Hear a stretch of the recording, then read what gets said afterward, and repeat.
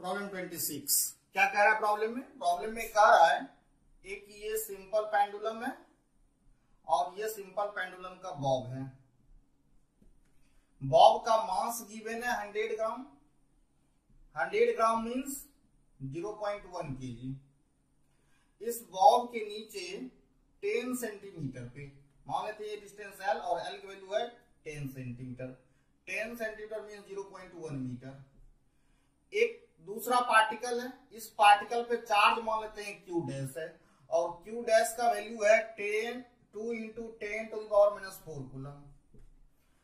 अब प्रॉब्लम ये है कि इस बॉब पे चार्ज क्या होना चाहिए। मान लेते हैं बॉब पे चार्ज Q है, इस Q का वैल्यू क्या होना चाहिए कि ये जो स्ट्रिंग है यह क्या हो जाए, लूज हो जाए।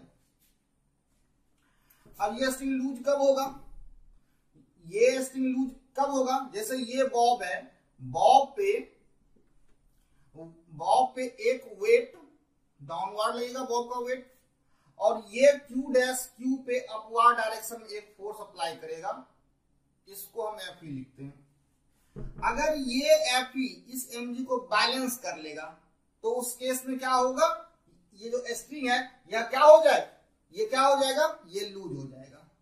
तो स्ट्रिंग के लूज होने के लिए कंडीशन क्या है, स्ट्रिंग के लूज होने के लिए कंडीशन होगा ये Fe क्या करेगा, mg को बैलेंस करेगा। तो बैलेंस करवा देते हैं, Fe इक्वल टू mg। और Fe क्या है, ये force on Q due to Q dash. अब ये फोर्स क्या होगा, ये फोर्स होगा Q dash by L square equal to mg। अब यहां से हमें Q फाइंड करना है, Q इक्वल टू हो जाएगा mg L square upon K Q dash. अब वैल्यू रख देते हैं, m का वैल्यू हो गया 0.1 और g का वैल्यू लेते हैं, g का वैल्यू ले लें 9.8 और L स्क्वायर मीन्स 0.1 स्क्वायर और K का value 9 into 10 to the power 9 और Q डैश का वैल्यू क्या हो गया 2 into 10 to the power minus 4। अब इसको सॉल्व कर लेंगे। अब ये हो गया 9.8 अपॉन 9 into 2, ये हो गया 18 into,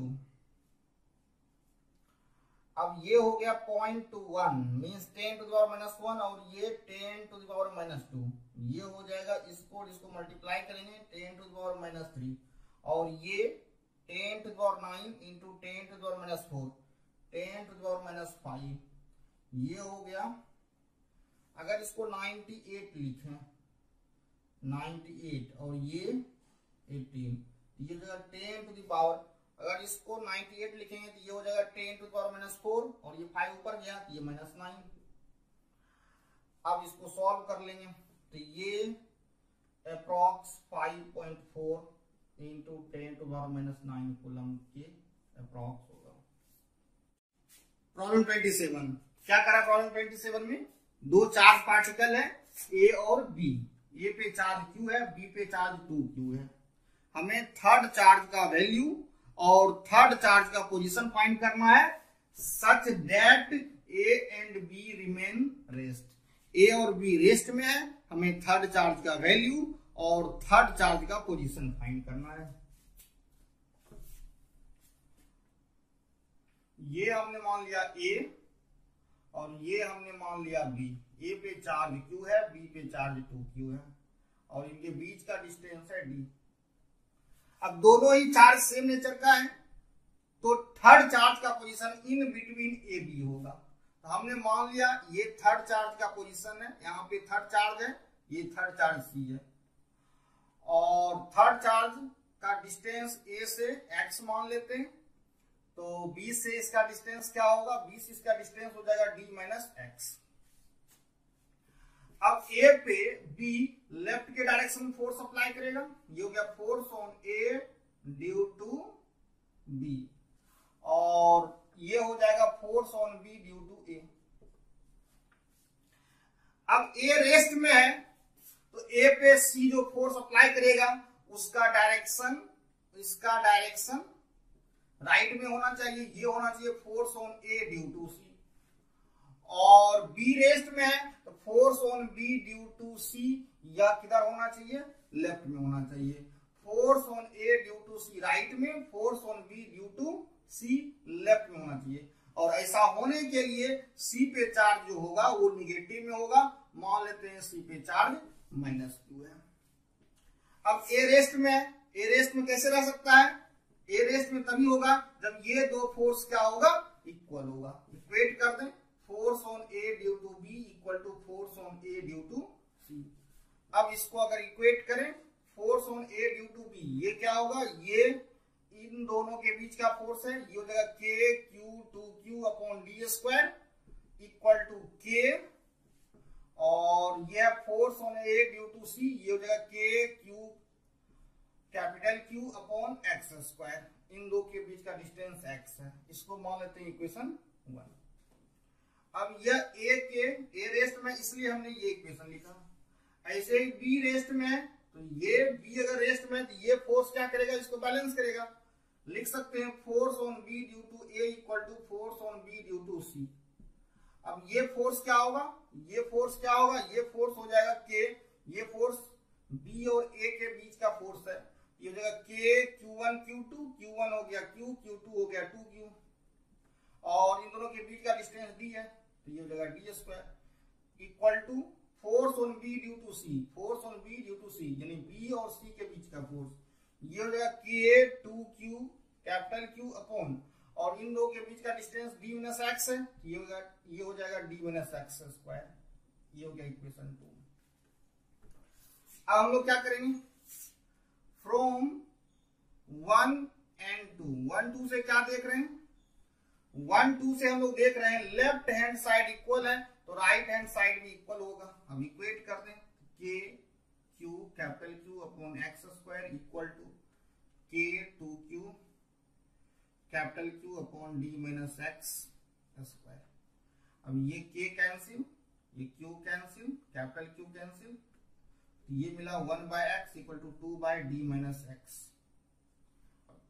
यहाँ भी स्क्वायर है, यहाँ भी स्क्वायर है, अगर स्क्वायर रूट ले लें तो क्या मिलेगा, 1 बाय एक्स। स्क्वायर रूट लेने के बाद मल्टीप्लाई कर दें, ये हो जाएगा √2x equal to D minus X. X को लेफ्ट साइड में ले लें और कॉमन ले लें, यहां से x का वैल्यू क्या मिलेगा, यहां से x का वैल्यू मिलेगा d अपॉन √2 प्लस 1। अब इसको d √2 प्लस 1 रेशनलाइज कर दें, तो ये √2 माइनस 1 से ऊपर नीचे मल्टीप्लाई करना पड़ेगा, और जब इसको सॉल्व करेंगे तो क्या मिलेगा, ये हो जाएगा √2 माइनस 1 इंटू डी, और ये हो जाएगा 2 माइनस 1। सो x का वैल्यू क्या मिला, √2 माइनस 1 इंटू डी। तो पोजीशन ऑफ सी क्या हो गया, पोजीशन ऑफ सी हो गया √2 माइनस 1 डी फ्रॉम ए पे चार्ज क्या है, क्यू है। तो ए से सी का पोजीशन क्या हो गया, ए से सी का डिस्टेंस क्या हो गया, √2 माइनस 1 इंटू डी।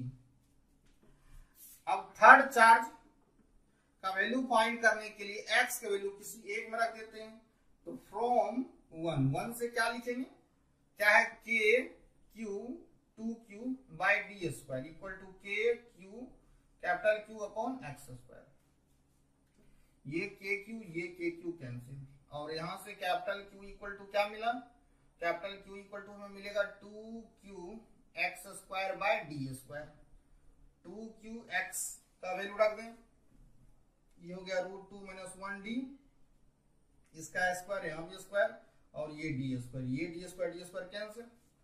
अब ये हो गया 2Q, अब इसका स्क्वायर कर दें, a माइनस बी का होल स्क्वायर, ये हो जाएगा 2 प्लस 1 माइनस 2√2, तो 2Q 3 माइनस 2√2। तो यहां से कैपिटल Q इक्वल टू हमें क्या मिला, इस 2 को ब्रैकेट के अंदर ले जाएं तो ये हो जाएगा 6 माइनस 4√2। 2 को ब्रैकेट के अंदर ले जाएंगे, कितना होगा 6 माइनस 4√2, और ये Q, ये कैपिटल Q का वैल्यू मिला। तो थर्ड चार्ज क्या होगा, थर्ड चार्ज माइनस Q है, थर्ड चार्ज माइनस Q है। तो थर्ड चार्ज क्या हो जाएगा, माइनस, और क्यू का वैल्यू रख दें। तो थर्ड चार्ज हो जाएगा -6 - 4√2 इंटू स्मॉल क्यू है, यही आंसर होगा। प्रॉब्लम 28 क्या कह रहा है प्रॉब्लम में? प्रॉब्लम में कह रहा है दो चार्ज पार्टिकल है, ये चार्ज पार्टिकल है, इस पे चार्ज Q मान लेते हैं और Q का वैल्यू गिवन है 2 × 10⁻⁸ कूलम, और यह स्प्रिंग से कनेक्टेड है। स्प्रिंग का नेचुरल लेंथ L गिवन है, L = 10 सेंटीमीटर, और ये 10 centimetre 0.1 metre. Spring constant given है, और स्प्रिंग कांस्टेंट का वैल्यू है 100 Nm/मीटर। अब ये दो चार्ज दोनों ही सेम नेचर का है, तो इस पे क्या होगा, रिपल्सिव फोर्स लगेगा। ये इलेक्ट्रिक फोर्स है और जिसका नेचर रिपल्सिव है। अब ये फोर्स लगने से क्या होगा, स्ट्रिंग में एक्सपेंशन होगा, वही एक्सपेंशन हमें फाइंड करना है। और एक एजम्पशन है, क्या है assumption, extension is very very less than length of spring. मान लेते हैं इसमें एक्सपेंशन x है, क्या मान लें, एक्सपेंशन या एक्सटेंशन x है। तो अब ये चार्ज पार्टिकल और ये चार्ज पार्टिकल, इन दोनों के बीच का डिस्टेंस क्या हो जाएगा, L नेचुरल लेंथ था और x एक्सपेंशन, ये डिस्टेंस हो गया। और इन दोनों के बीच लगने वाला इलेक्ट्रिक फोर्स, इसका वैल्यू क्या होगा, ये हो जाएगा k Q × Q2, तो Q² हो गया, और डिस्टेंस क्या हो जाएगा, ये हो जाएगा L + x²। अब क्या हो गया, इसमें एक्सपेंशन x है, तो इस चार्ज पार्टिकल पे स्प्रिंग लेफ्ट में फोर्स अप्लाई करेगा, क्या होगा, वह kx, और इस पे राइट में अप्लाई करेगा, ये हो जाएगा kx। और ये रेस्ट में है, दोनों ही चार्ज पार्टिकल रेस्ट में है। रेस्ट में इसका मीनिंग क्या है, इसका मीनिंग है ये इसको बैलेंस कर लेगा। तो kx = क्या लिख सकते हैं, kq² / L + x इसका स्क्वायर। अब प्रॉब्लम में गिवन है x is very very less than L, तो इस केस में L + x ये नियरली इक्वल टू L होगा। तो यहां से लिख सकते हैं kx = ये स्प्रिंग कांस्टेंट है, स्प्रिंग कांस्टेंट का वैल्यू रख दें, ये हो जाएगा 100, और ये x, और ये इस k का वैल्यू क्या होगा, 9 × 10⁹ Q², Q का वैल्यू क्या है, 2 × 10⁻⁸ इसका स्क्वायर, और ये वैल्यू नियरली L होगा, L² लिख दें।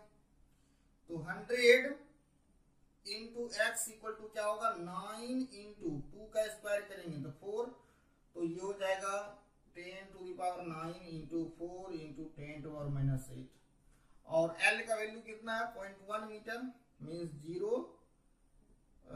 0.1 इसका स्क्वायर, ये हो गया 9 × 4 36 × ये 16 होगा।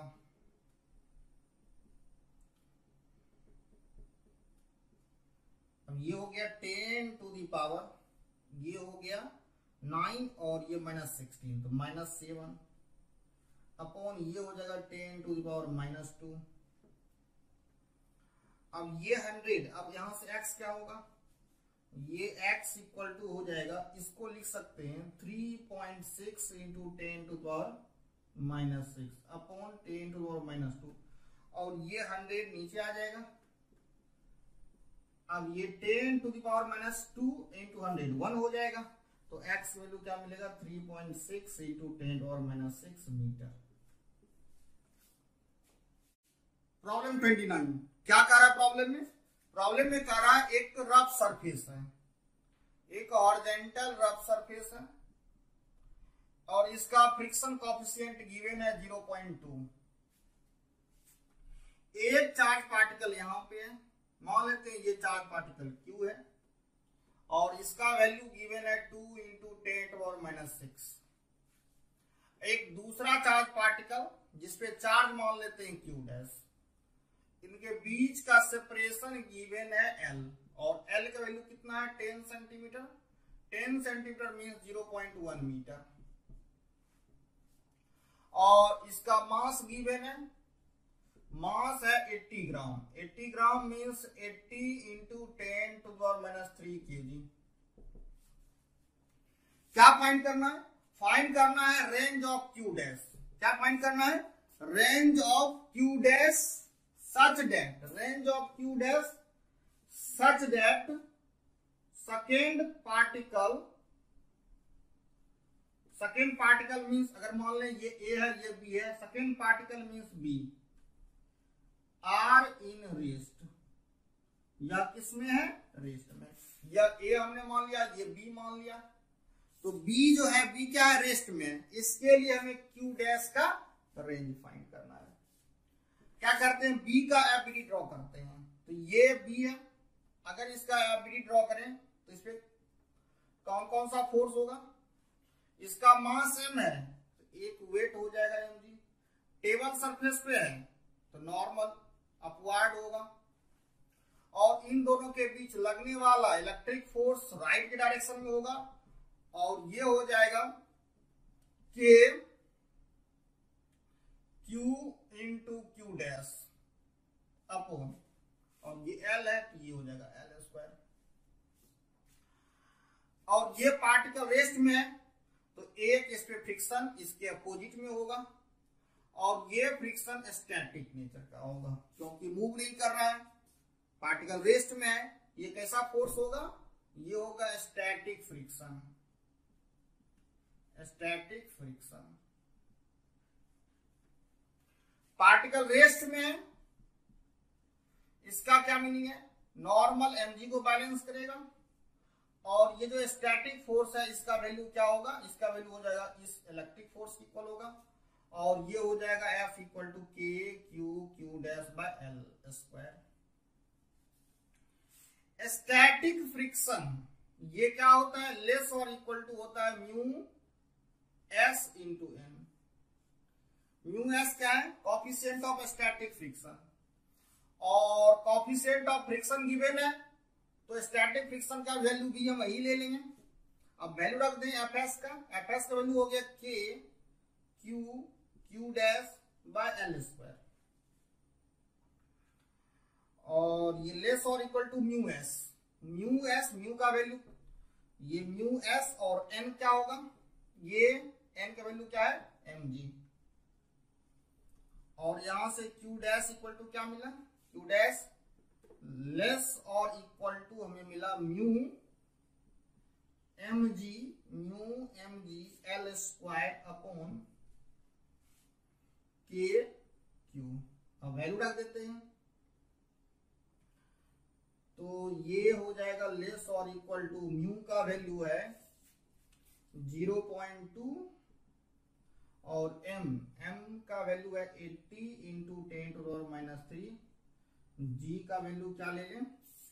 g का वैल्यू ले लें, कैलकुलेशन को इजी रखने के लिए 10 ले लेते हैं, और L है 0.1 मीन्स 10⁻⁻1 मीटर, तो ये जगह 10⁻⁻1 इसका स्क्वायर, और k का वैल्यू हो गया 9 इंटू 10⁻9, और q का वैल्यू हो गया 2 इंटू 10⁻6।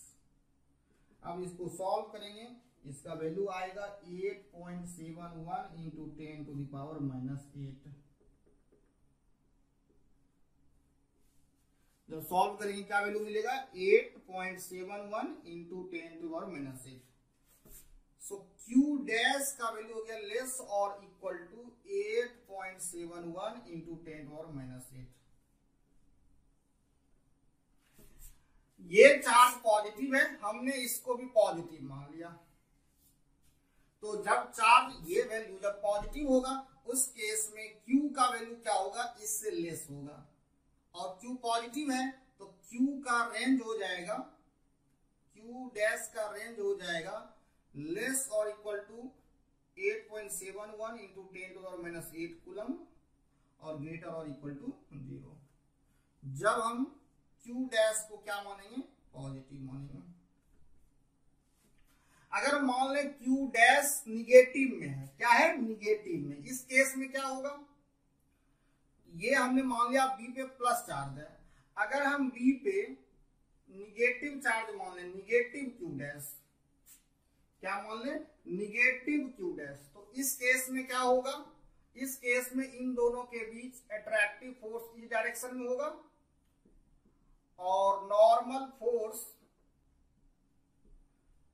नॉर्मल अपवार्ड डायरेक्शन में और mg डाउनवर्ड, और इसको बैलेंस करने के लिए इस डायरेक्शन में फ्रिक्शन फोर्स होगा, स्टैटिक फ्रिक्शन।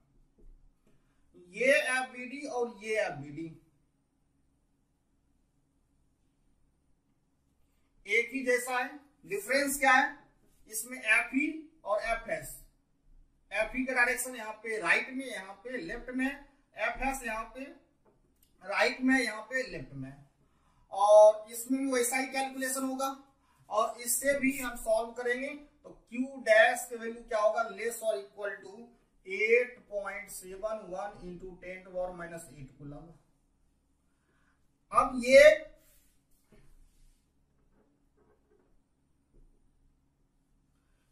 Q डैश का वैल्यू है, चार्ज ऑफ B नहीं है, तो चार्ज ऑफ B क्या हो जाएगा, चार्ज, ये है Q डैश की वैल्यू, तो चार्ज ऑन B ये क्या है, ये माइनस Q है, तो Q का वैल्यू इससे छोटा है, तो Q डैश का वैल्यू क्या हो जाएगा, ग्रेटर और इक्वल टू हो जाएगा 8.71 into 10 to the power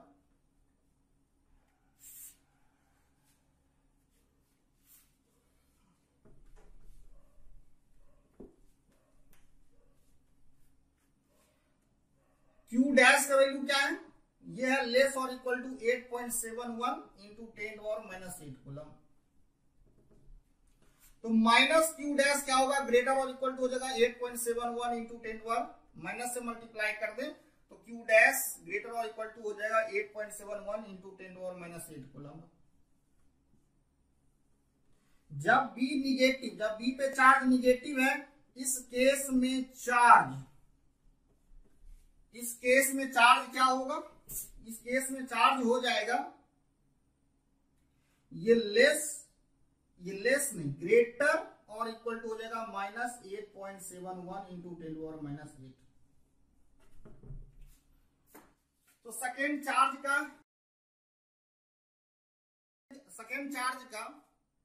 range क्या होगा, तो सेकेंड चार्ज का रेंज हो जाएगा -8.71 इंटू 10⁻⁸ कूलम से लेके प्लस में 8.71 इंटू 10⁻⁸ कूलम।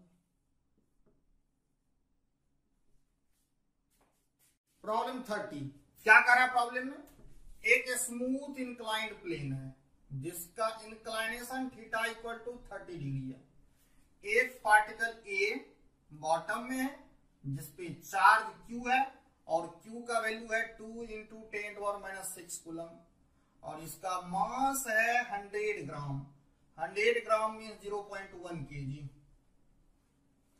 एक दूसरा आइडेंटिकल चार्ज पार्टिकल B है जो इंक्लाइंड प्लेन पे A से x डिस्टेंस पे है। क्या फाइंड करना है, x such that B are in equilibrium, B equilibrium में है, इसके लिए हमें x का वैल्यू फाइंड करना है।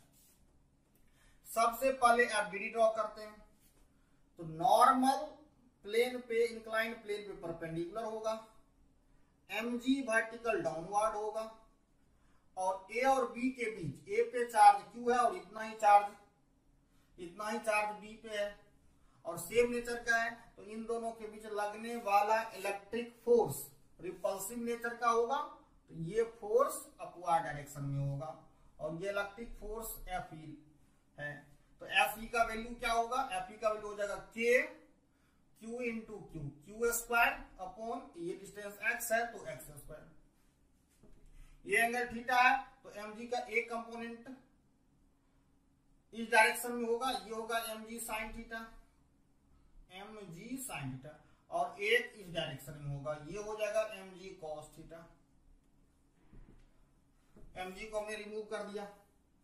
अब b इक्विलिब्रियम में है, इसके लिए क्या होगा, ये इसको बैलेंस कर लेगा, m equal to mg cos theta, और mg sin थीटा fe को बैलेंस कर लेगा। तो क्या लिखेंगे, mg sin theta equal to fe। So mg sin theta fe का वैल्यू रख दें, ये हो जाएगा k q square by x square. हमें क्या फाइंड करना है, हमें x फाइंड करना है। तो x इक्वल टू क्या लिखेंगे, x इक्वल टू लिखेंगे k, x square equal to लिखेंगे k upon mg sin theta और ये q square. So x square equal to हो जाएगा root under k upon mg sin theta, mg sin theta into q।